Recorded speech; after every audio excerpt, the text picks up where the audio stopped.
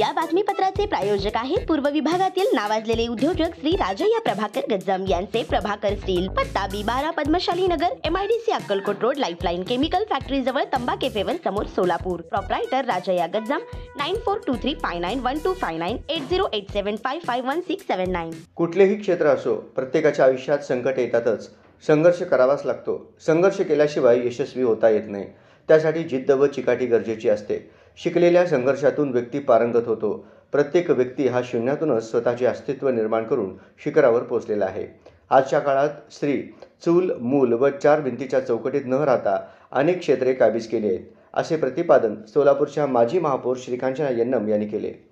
Shri Markandeya social foundation संचलित पद्मशाली सखी संगमच्या वतीनं जागतिक महिला दिनाचे औचित्य साधून रविवारी 16 तारखेला पूर्व भागातील श्रीराम मंदिरात झालेल्या कार्यक्रमात संघर्षातून भरारी घेणाऱ्या पद्मशाली समाजातील कर्तबगार महिलांचे गौरव सोहळा समारंभात अंबिका गुंडला, मंजुषा मुर्दिड्डी, कल्याणी पेनगोंडा, मीनाक्षी श्रीराम व श्वेता गोटीपामुल यांच्या सन्मान प्रसंगी त्या बोलत होत्या. त्या पुढे म्हणाल्या, पूर्वी स्त्रियांना बंधने होत्या, तरीही यशस्वी झाल्या, पण आजच्या स्त्रीला शिखरावर पोहोचण्यासाठी अनेक संधी उपलब्ध आहेत. या संधीमुळेच अनेक क्षेत्र काबीज केल्याचे हे आपण सर्वजण पाहतोय. अंबिका शंकर गुंडला यांच्या पतीचे हृदयविकाराने निधन झाल्यानंतर खंबीरपणाने पतीने उभारलेला उद्योग सांभाळत मुलांचे शिक्षण व घर देखील पाहत आहेत.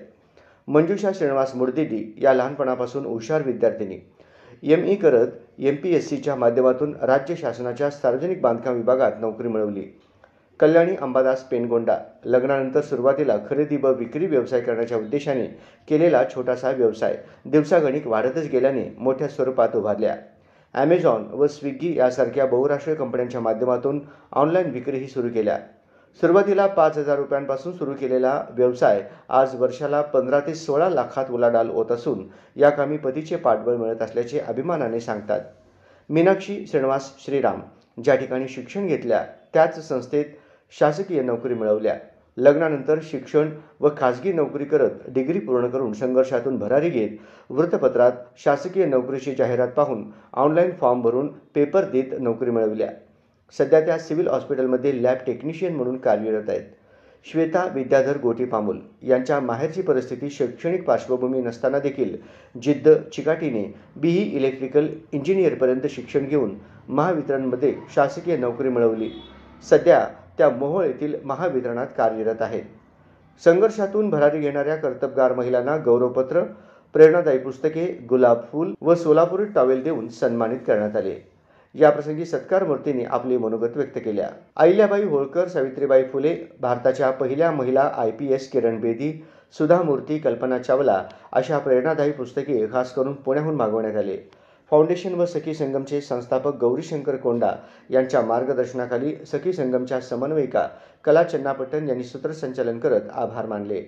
शालिनी दोरनाल, कॅनडा व सुजाता गोल्ला, मुंबई यांच्या रोशन टी हाऊसतर्फे अल्पपहाराची सोय करण्यात आली.